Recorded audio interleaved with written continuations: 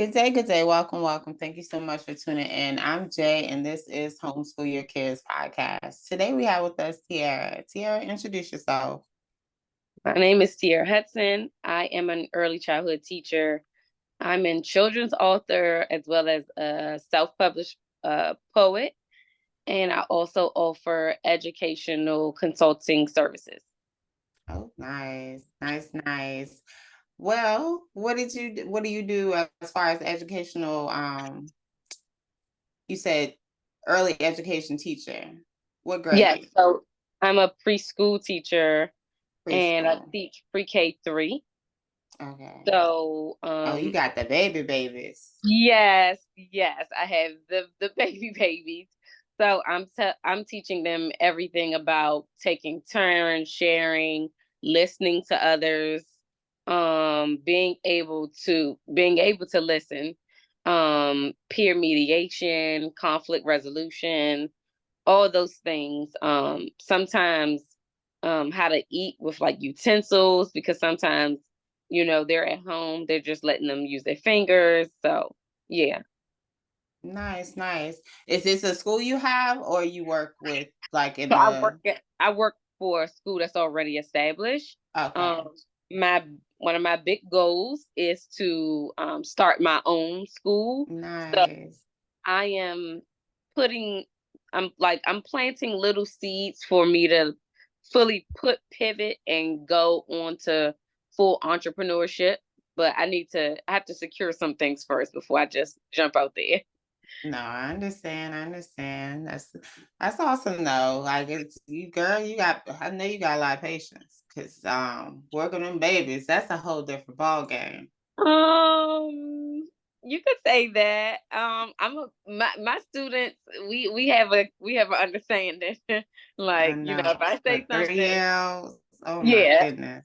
If I say something, it's like, okay. And then if I say it again and I'm like, hey, I need you to do this, they're like, oh, okay, I need to do this. Oh, she's serious. Yes, yes.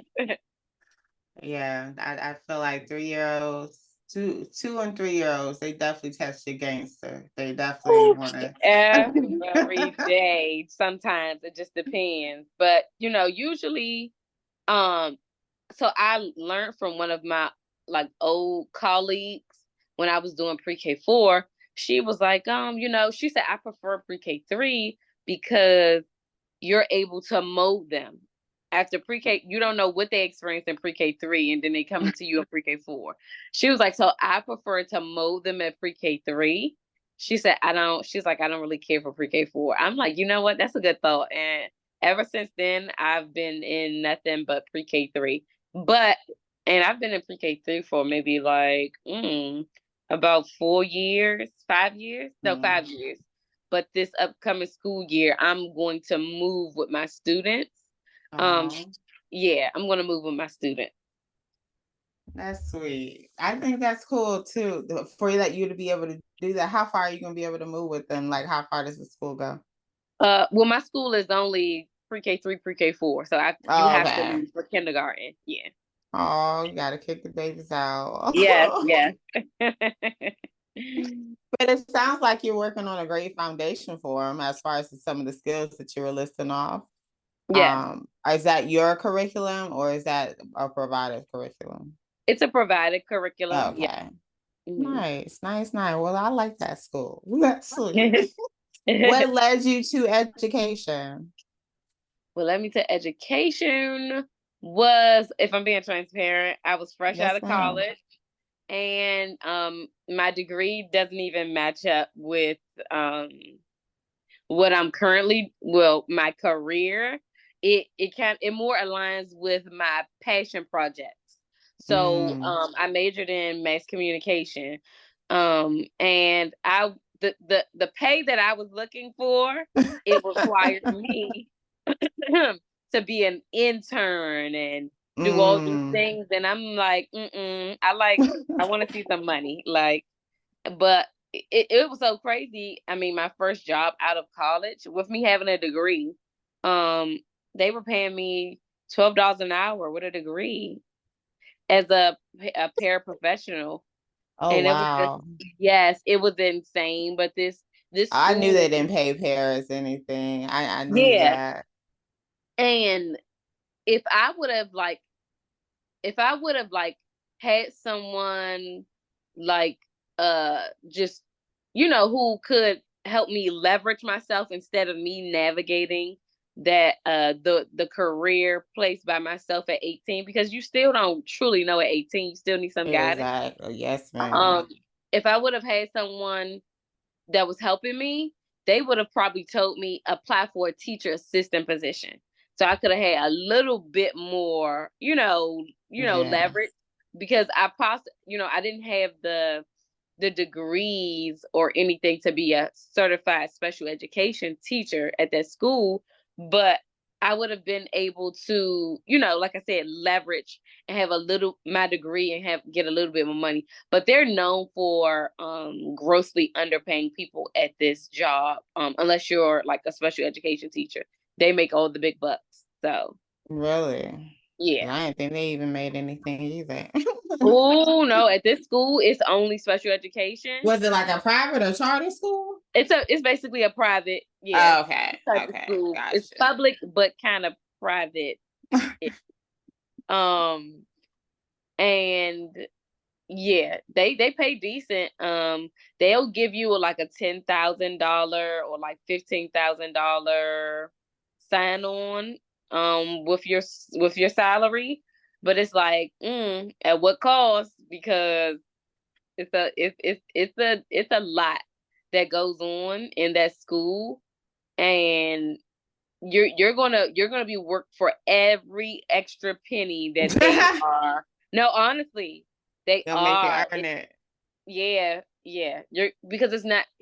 They don't have intimate classroom sizes, so you have a classroom. I think it was a classroom of like maybe it might have been it might have been 14 to 15 kids. That's still a lot to me for special Mm-hmm. education.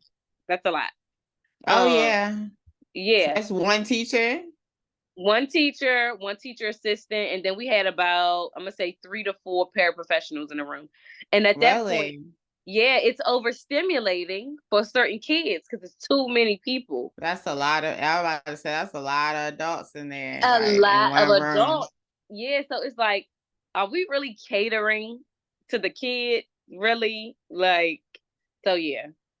Y'all could have broke off in like two, like two, three students per adult and Yeah, maybe gone, spread out some in different areas. Cause that's a lot of exactly. people to be talking at one time if y'all are, assisting students in one Exactly. classroom. That's why I'm thinking like that's not a bad thing to have that many adults, student ratio. But as Mm-hmm. far as noise level and things like that, Yes, I can noise imagine that was sensitivity. really, yeah, that was really distracting. Mm-hmm. So, okay, after the pre-K 3 and pre-K 4, you still doing that? You still doing pre-K 3? Yes, I'm still doing pre-K 3.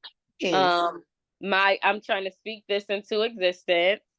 I Yes. want after school year 25-26, my goal is to go into instructional coaching or either full-time entrepreneur, whichever the way the universe sees fit. But just hear me Oh, loud and clear. That's what I want to do. I nice. don't I don't desire to teach underneath like an entity. Yeah, Yeah. I got you. The school that you're at, is it like state funded or is it like a It's a regular charter school? school.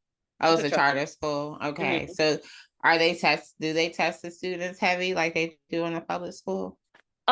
They have their own curriculum, and we test 3. It used to be 4 times a year, and we used to be like, oh my goodness.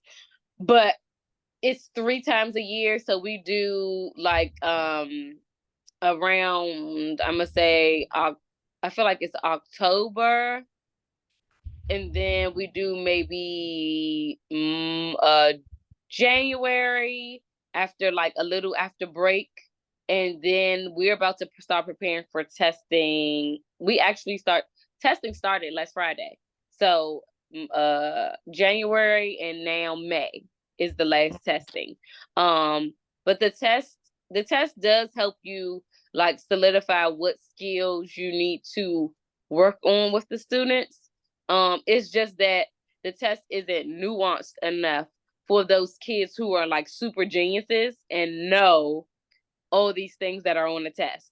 Or they can memorize and know all the answers by the time they've taken the second test. And this is the same test that they get at pre-K 3 and pre-K 4. So I think it needs to be a little bit differentiated. Okay. And is that it's just a standardized test, or what kind of test is it? Like It's not a standardized test. It's just like okay. it's a test. Can you identify for a math test? Can you identify the patterns? Okay.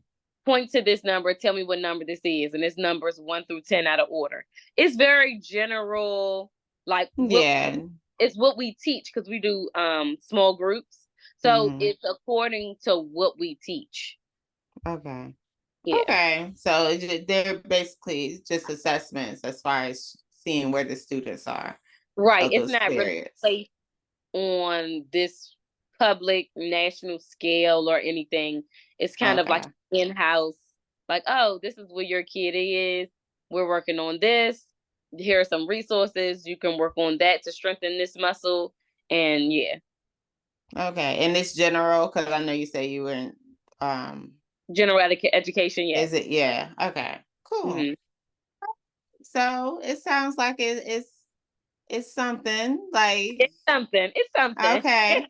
Okay. Charter. What's the class sizes there? Our max is 20. Okay. So it can be 3 to 20. Okay.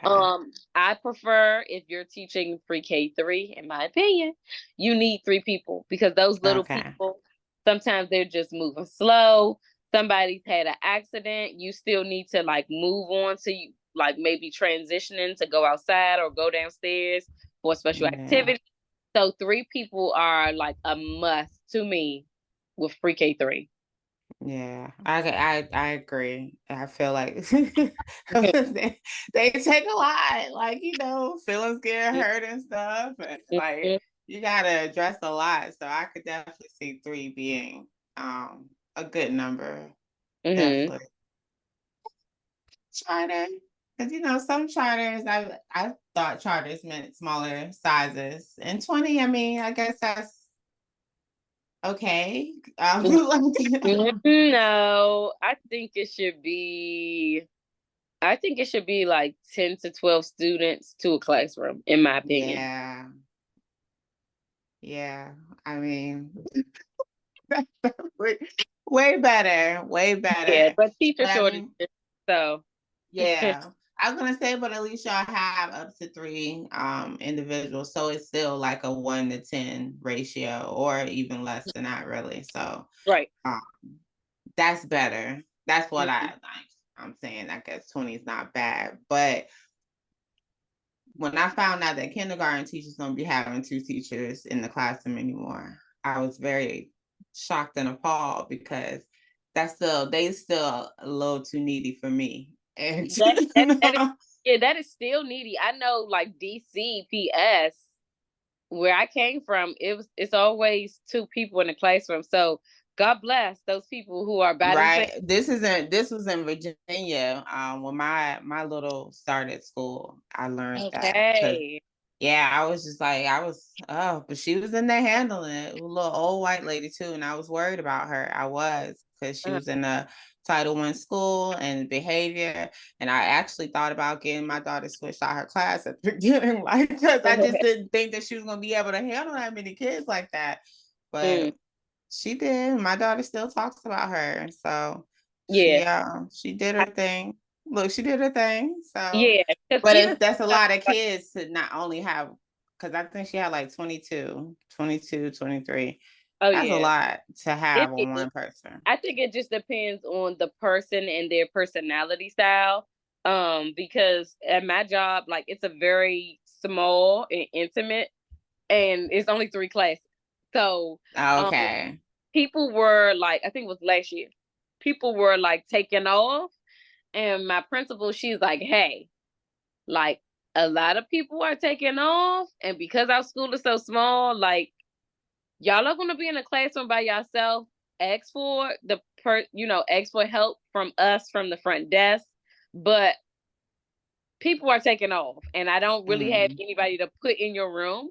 And I know how to steer a ship. Like, it's we have a mutual respect, so I can handle if, okay, two people then took off.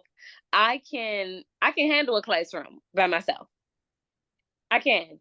But it's not for everybody. It's not for everybody. No, I understand. Yeah, it's a lot. That's a lot. But okay, so you're in the classroom, but that also led to you walking in another passion, which is the children's books. Okay, so tell us more. Tell us more. Okay, you got them. You about to pull them out? I was about to. It was literally sitting right underneath me. And hold on one second. It was literally sitting underneath me for the longest, and then I moved it. Yeah. Okay. Okay. So this is my book. It's called Ryan's First Day of School. And it explores the like the anxieties that a kid with autism has as they enter into this new environment with people that they don't know, trying to get familiar with the routine, the noise sensitivity, just getting acclimated to, like I said, a routine, and listening to directions. And it also highlights anti-bullying, having empathy for others that are different from us. And it's one of my one of my projects I hold dear to me, because when I first got out of college, I worked at a special needs only school, and some of my friends there who had autism, they were like, "Ooh, those are my boos." Even though the student that I directly worked with, because I was a paraprofessional, the student that I directly worked with, she didn't have autism. She had, oh my goodness, I forget. It's a neurological disorder, which limited her ability to. Eventually, she was walking, but then it went away. Oh wow. Yeah, she used to talk, and then it went away. But there were moments where, like, I would be changing her, and she would, in a deep, raspy whisper, she talked to me twice, and I literally cried. Like, it was, it was like, I was like, oh my God. And so, but there were other students in the classroom that I took a liking to, and these students, they had autism. So I was like, I want to write a book about something, but what can I write about directly that I'm, experiencing? And so, I said, you know what? I want to write about autism. And I used to attend creative writing workshops at the Georgetown Library. They are phenomenal.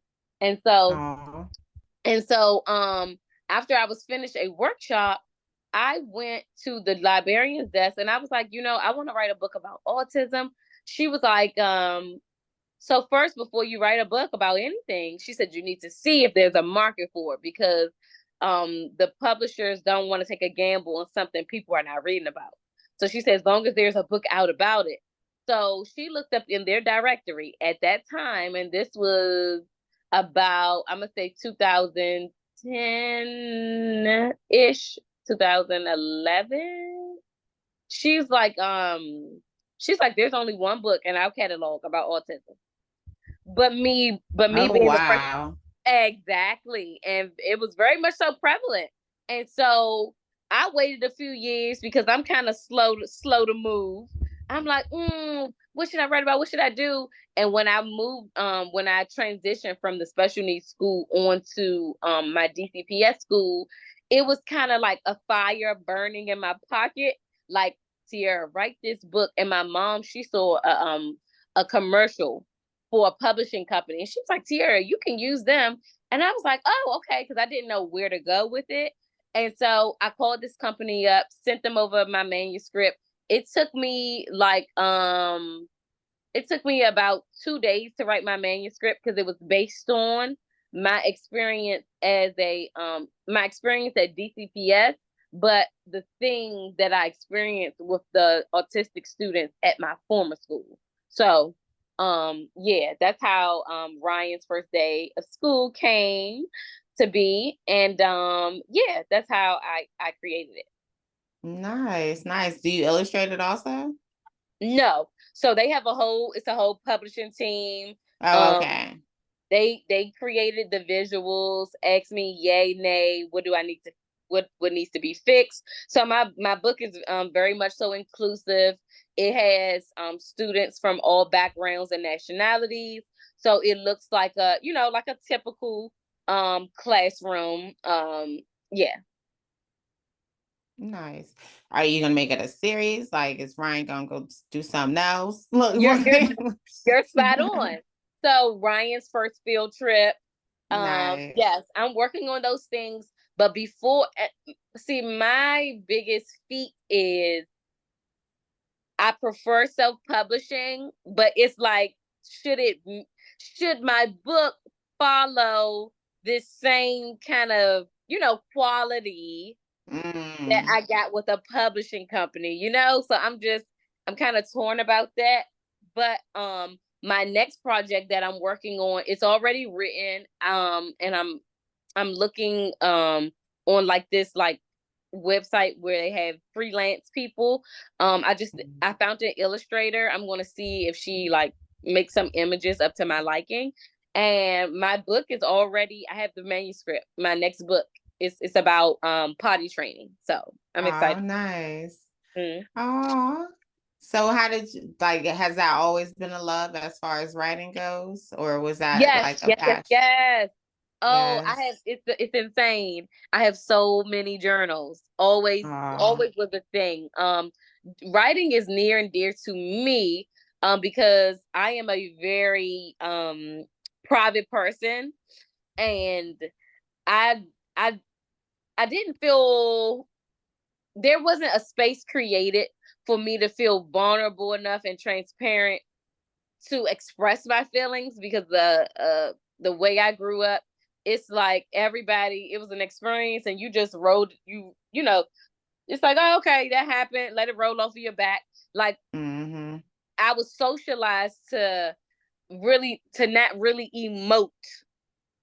So for me, I'm like, I have these big feelings. These people around me are just like even temper. Am I the only oddball here? So and I always had a love for language and vocabulary. Um I will unload some words on you real fast and you can be like, say that in simpler terms. So I've always had a knack for linguistics. Even my sister, if she needs to write something, she's like, Tiara, I need to write something for a job. Can you write it up for me? And I'd be like, here you go. Oh, Like, oh nice. yes. She said I couldn't find the words. I'm like, here you go. Sweet, sweet. Okay. Well, okay, so you have the book, you pre-K in it, and then you also offer educational consultations. Yes, so this is a new thing that I am looking to explore. So basically, if you are having challenges with your children's progression and you want to know, like, hey, is my kid on par with pre-K 3 readiness skills, pre-K 4 readiness skills, I can assist you in telling you what those milestones are, ways to strengthen that muscle of whatever challenges your child is experiencing, so that it doesn't feel like you're alone and your kid is going to be behind the ball. So yes, that's a new service that I'm looking to explore. Nice, nice. So a parent consultant as far as pre-K 3 and pre-K 4 goes. Mm-hmm. Nice. And Even, I feel. Mhm. I'm sorry, go ahead. No, I was gonna say I feel like parents need direction at that time. That's when they start to really engage in education. Why, Mm-hmm. that education aspect for their kids. So they're looking for like, okay, what's next? What should I do? Yes, yes. And then it can even, I can even, before they even get into school, because sometimes there's some skills that as a teacher I would like for you to have before you step in my classroom. So Yes, even if ma'am. your baby is not in school, we can do some pre-K3 readiness, like skills that you can use to help strengthen those muscles of maybe listening and following directions, because that's the big. They're like, does so and so listen to you? And I'm like, yes, we don't have any problems. They don't listen to me. So I can definitely assist with, creating some goals and showing you like realistic ways on how to reach those goals, and how to reach those goals, and how to make it not seem so burdensome as a parent. Yes, yes, yes, yes. Because I don't know, parents be needing direction, honey. They just be, Yes. especially first time parents. They be Yeah. like, hey, like I want to make sure I'm doing this right. Like, Uh-huh. I ain't never did this before. Like, what they supposed to be learning? Right. And then Love so it. many people ask me about like potty training, and I'm like, oh my goodness, I thought it was so simple. Like I would never think parents would come to me about potty training. I'm just like, the liquid creates the pee.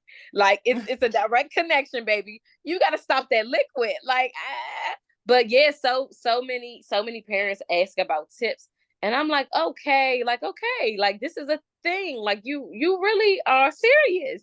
So yeah, with potty training, I tell parents like the nonstop access to the liquid has to stop. Has to stop, and the liquids needs to stop by at least 7, 8 o'clock. No more liquids after that.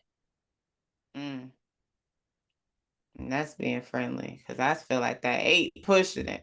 Yeah, Like, and so yeah, and I just said, look, I said 8 to be friendly, but that's why I said my first number 7. The liquids need to stop at 7. yeah. Yeah. Yeah, potty training is a whole different commitment on the parent level. Because that's when Woo! I swear mine had to pee every time we went somewhere. Like, it had to pee every time. My oldest, I used to say she was going on the public bathroom exploration. Like she was determined to see them all. Uh-huh. Because every time we went anywhere, like I gotta pee. I have to pee. And then she get in there and get to looking around, and I'm like, don't touch anything. Like potty, that Yeah, is a stressful time, okay? But it is. it can be simple if you have a little formula to it. I know, but Yes, that yes. My that one of my going in public. Yeah, one of my parents was saying that they have like a potty where like you can literally go outside, just find an area where like somebody My can't friend see. does too. Yes, it's one I know. I see. I don't. I mean, they probably had it when I had it. Like I mean, my oldest is 10, my youngest is 7. So I'm sure they probably had it. But I wasn't the mom that was looking for stuff like this. Exactly, I didn't exactly. know. I didn't know. That's why Mhm. you need it. Because sometimes you just don't Right, know. right, right, right, right.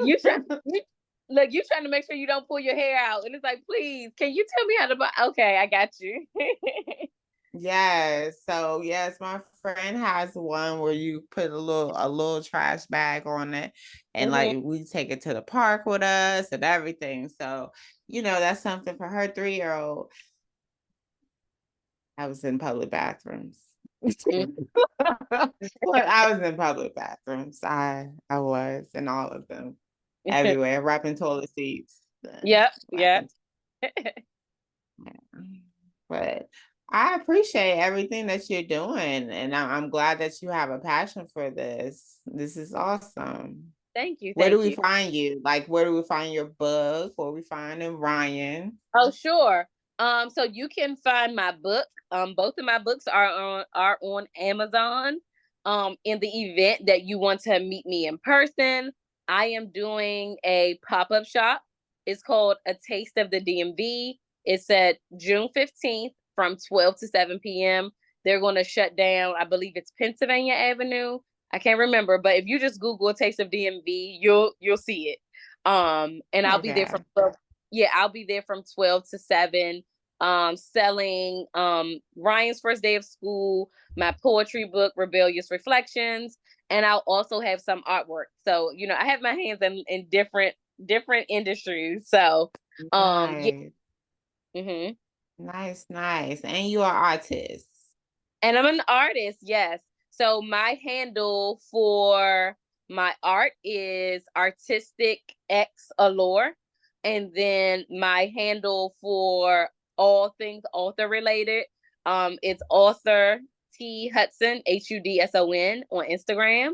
And yeah, those are my main handles. Nice.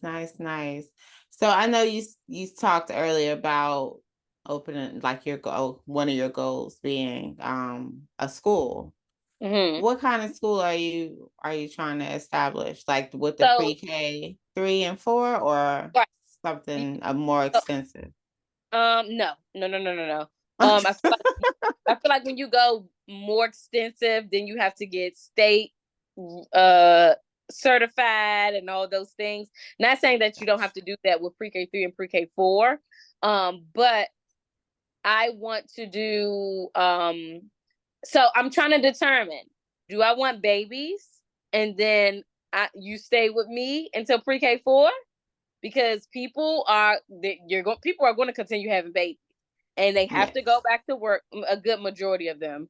And that is, it's a you get to foster like a even better and intimate connection because there's like babies, and to keep them until they're pre-K 4, I think that would be a good touch for me and what I'm trying to do. So I'm just trying to determine, do I want to start with babies or do I want to do legit pre-K 3, pre-K 4? So that's something that I haven't decided. And I want it to be a home-based, small environment, because we know, like the studies show, that students thrive more in intimate learning style classrooms. So it's going to be home-based, intimate style. And then if I not mistaken, I think you can have no more than 8 kids if you're doing like pre-K 3, pre-K 4. So I would have just 8 kids, teaching them about the skills that I have already, taught about time and time again: sharing, listening, social emotional, math, letters, numbers, all that good stuff. So that's one of my like big goals, on top of the prerequisite big goal for me is purchasing a house. So I'm going to explore that next year. So Okay. I see you trusting the process. yes, And you got a plan. uh-huh. Yes. So I appreciate it. Those kids are gonna love that atmosphere. Having a small classroom setting definitely goes a long way. And being able to have them for that long too. Thank you for offering that support. Yes. And I also forgot to mention, it was 2 other things. So I am about to, launch a pilot program. I'm going to partner with someone. It hasn't came to fruition yet, but I am about to start teaching social skills at a sensory based playroom for students who have, I mean, not students, but children who have autism or maybe need some help with that. So I'm just waiting for, the building to be constructed, but the construction is going on with a colleague of mine who I work very closely with. And so she's basically building a sensory based playroom for kids who are on the spectrum, or maybe your kid isn't on the spectrum and there are still some things that they need, but I'm going to offer like to teach them social skills. Yeah, teach them social skills. Nice. So autism is near and dear to you. Yeah, just because I worked with that population as soon as I got out of college, and I had a little hang up when I first was about to work there. I was like, "Oh my goodness, I don't want to change anyone. I don't want to touch poop because I can be very squeamish." And so I'm just like, and me and my student, we were thick as thieves. I had to change that girl poop sometimes in the upper back, and it was just, that was just fear in the beginning because I didn't know what it was going to be like. But I didn't change many of her Pampers. It wasn't a thing. So. Oh yes. Once you were in there, it was a totally different story. Oh, I'm glad that you have found your passion and you're acting in it. And I look forward to learning more and seeing more, definitely. So, of course, your book links will be available in the description. Okay. And as you get website wise, for links will be available. So thank you, thank you. Thank And you. parents, please understand you have assistance. There are people like Tiara out here trying to make it easy for you and offer you a little hand up. So, we don't have to have it all figured out, but we do have to reach out and get the support and community that you need to be able to lead your children's educational journey confidently. So reach out, reach out, reach out, and build that community that you need. And in the meantime, in between time, homeschool your kids.